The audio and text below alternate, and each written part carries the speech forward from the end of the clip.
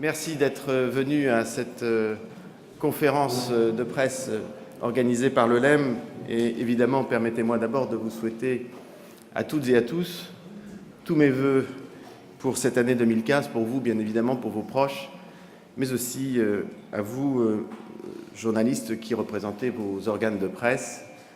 Et par conséquent, il nous vient maintenant la charge d'échanger ensemble et de faire un peu le tour d'horizon de ce qu'est notre secteur pour cette année 2015.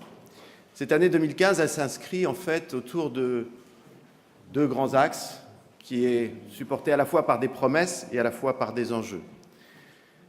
La promesse, elle est importante, c'est que l'innovation thérapeutique, qui n'a jamais cessé d'être notre priorité, est concrètement, pragmatiquement aujourd'hui de retour.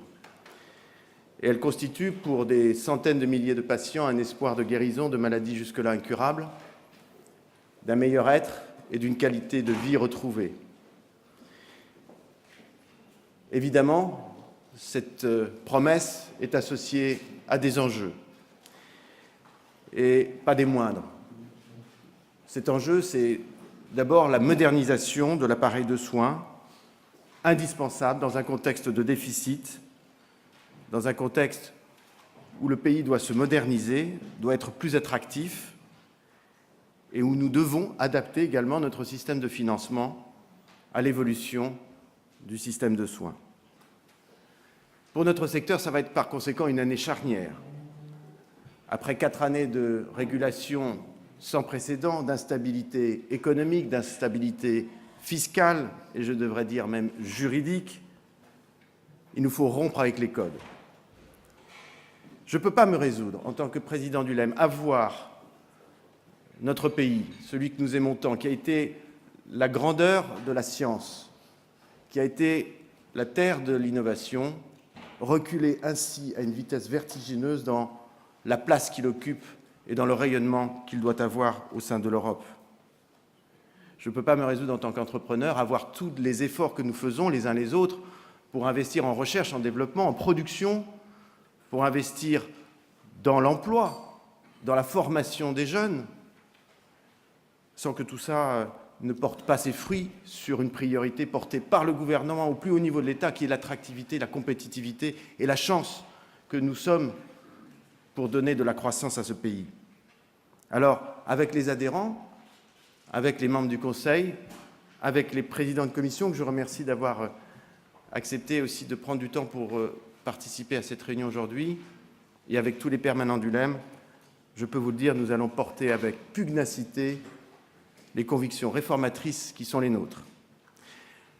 Ceci va se faire autour de 3 axes. L'innovation avec l'égalité dans l'accès à ces innovations et dans l'accès aux soins. Deuxièmement, l'efficience, celle de notre système de soins, celle de notre organisation structurelle de soins, avec l'obsession de dégager des économies par le progrès thérapeutique, c'est-à-dire en utilisant le rendement de ces progrès thérapeutiques sur l'appareil de soins. Et troisième grande priorité, l'attractivité. L'attractivité et la compétitivité de ce pays, pour lequel nous devons être mobilisés. C'est donc 3 enjeux décisifs. Et ces 3 enjeux décisifs supposent une rénovation profonde de l'approche que tous les acteurs de santé doivent avoir pour débattre de cela.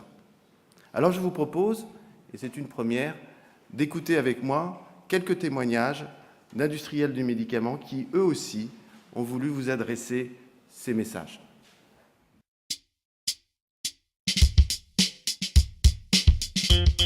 En 2015, je souhaite que la France retrouve sa place parmi les grands pays des industries de santé. Et en particulier, après un contexte 2014 difficile, retrouve la voie du dialogue dans le cadre du CSIS et du CSF, tout cela pour amener de l'innovation pour le bénéfice de nos patients.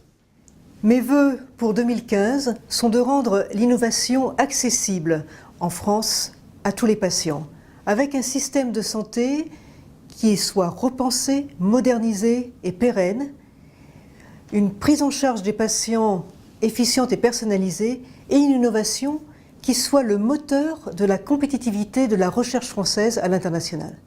2014 aurait été une année où l'accord cadre qui fêtait ses 20 ans aura été contourné par des dispositions législatives sans aucune concertation.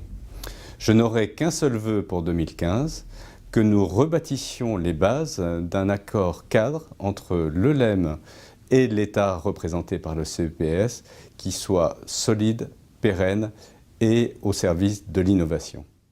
2014 a été une année de décroissance pour les médicaments génériques et une année difficile sur le plan économique avec 240 millions de baisse de prix.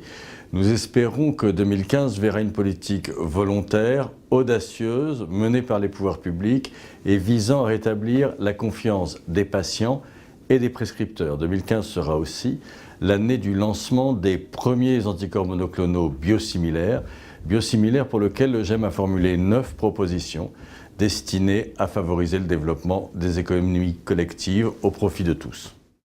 Pour cette année 2015, je souhaite que le maillon industriel retrouve sa place dans la chaîne des industries de santé en France. Avec plus de 40 000 emplois directs dans la production de médicaments, nos usines sont parmi les plus performantes au monde. Notre savoir-faire, humain et technologique, est excellent et unanimement reconnu. Nous exerçons notre métier en respectant des normes sociales et environnementales extrêmement élevées. Alors, arrêtons de fragiliser nos usines. Au contraire, je souhaite des mesures urgentes pour maintenir et renouveler la production en France. Pour cela, il faut favoriser l'investissement et la localisation par l'outil fiscal, valoriser la production locale dans la fixation des prix et améliorer l'accès au marché des produits d'avenir comme la bioproduction. Quand on aime l'entreprise, on préserve l'outil de production.